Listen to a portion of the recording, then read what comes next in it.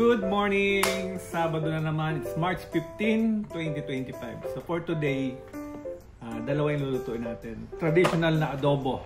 Adobong puti ang tawag nila. So napanood ko lang, ito pala wala pang refrigerator before. So ito yung ginagamit nila para ma-preserve yung mga pagkain. Lutong baboy. So niluluto na nila adobong puti. So suka at asin lang yung gamit nila. Yung other spices. So ito na po ang ating ingredients. Ito yung ating pork belly. So na-slice ko na siya ng ganitong cubes. Malalaki. Ito yung suka, dato puti, asin, buong paminta, bawang. So ito yung isa't kalahati gagamitin ko. Laurel.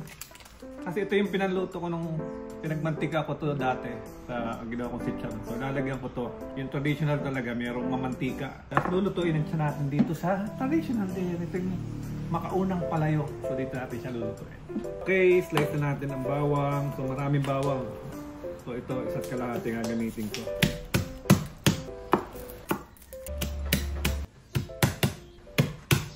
Ayan na. Ayan, start na natin. So i-mix lang natin lahat ng ingredients. So una, lagyan ko muna ng mantika. So ito yung mantika ng baboy. Para hindi dumikit. Ito na rin yung magiging sabaw niya. Ang mantika. Para medyo fry ng konti. So tanda ko dati, nung bata pa, nanay lagi nagluluto ng ganito. Pero adobo sa toyo. Pero tuwing umaga, iinitin, sarap. Lagyan natin yung bawang. Ilalim. Kaya natin ang karne. Ayan, 3 beses ko itong hinugasan. Ayan, malinis. Lagyan natin ng paminta.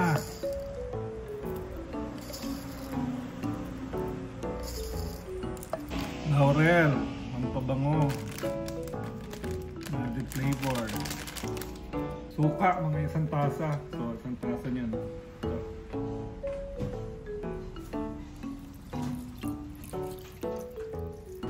Asin. So, ito yung pinalit natin sa toyo. So, asin yung gagamitin natin sa mga 3 kutsara. Tubig. Isang tasa.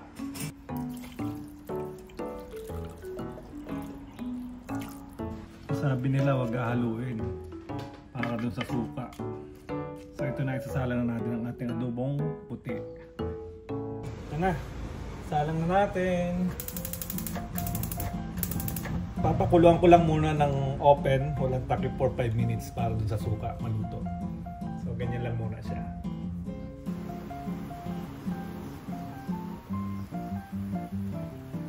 Ayan, habang nagpapalambot tayo ng adobo, prepare naman natin yung pangdinakdakan. So ito, bumili ako nung kalahating pisngi ng baboy, maskara ng baboy. So ito yung gagamitin sa dinakdakan. Papalambutin muna natin siya. Ilagay natin siya sa kaldero. Itong maskara, paminta, para may lasa ng ating laurel, ang pabango, asin. Tapos itong bawang.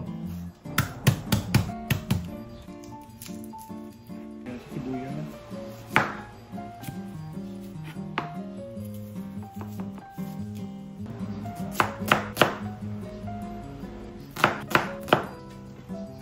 Lalagyan na lang natin ng tubig pang palambot. Papalambutin lang natin to for around 45 minutes.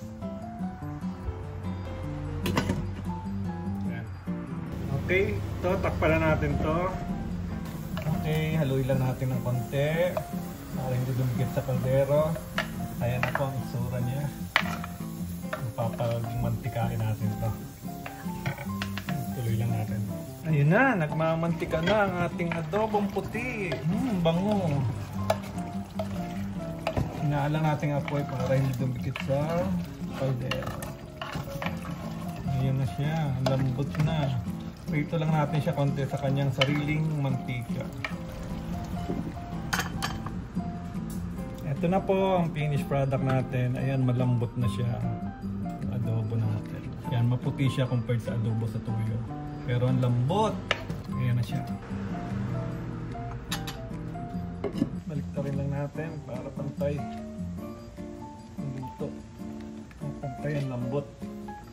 Okay, habang nagpapalambot tayo ng dinakdakan, prepare na natin yung mga ingredients. So, una yung sibuyas. Kaya atin na natin. Sili. Hindi ko alam kung maanghang to. Paano ba malaman kung maanghang to? Samahan natin ang manipis na pipino.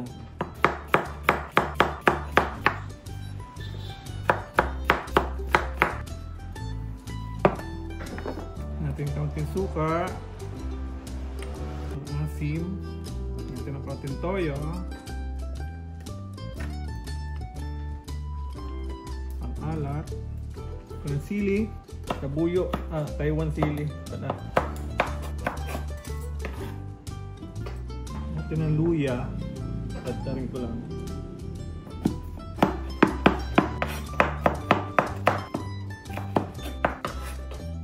Mayonnaise. Yan. Ang palasa. Mix lang natin.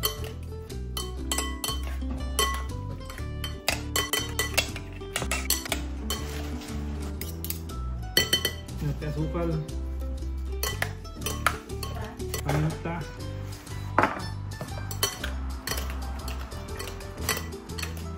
Ito na ang sauce ng ating dinakdakan mamaya. Yan na rin to. So, hindi natin ito iihawin kasi wala tayong pang-ihaw.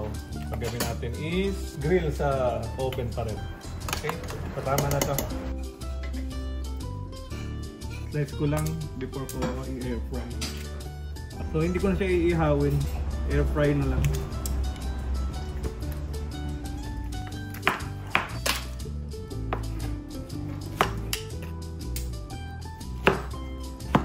Air fry natin to. Okay, hiwain na natin. Ito na. Nilipit lang. Bite size.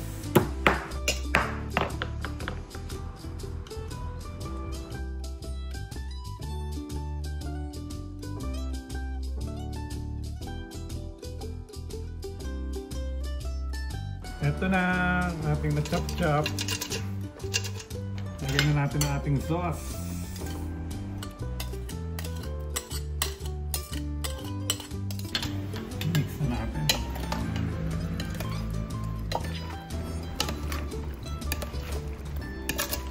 Ito na ang ating dinakdakan.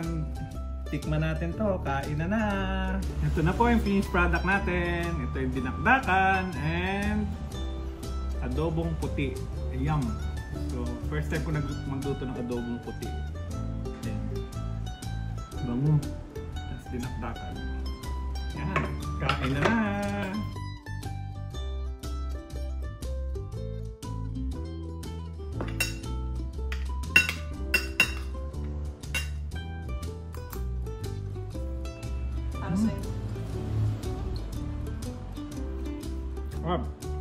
Thank you for watching. So that's it for today. So meron tayong adobong puti at saka dinakdakan. Sarap. So happy cooking. Bye.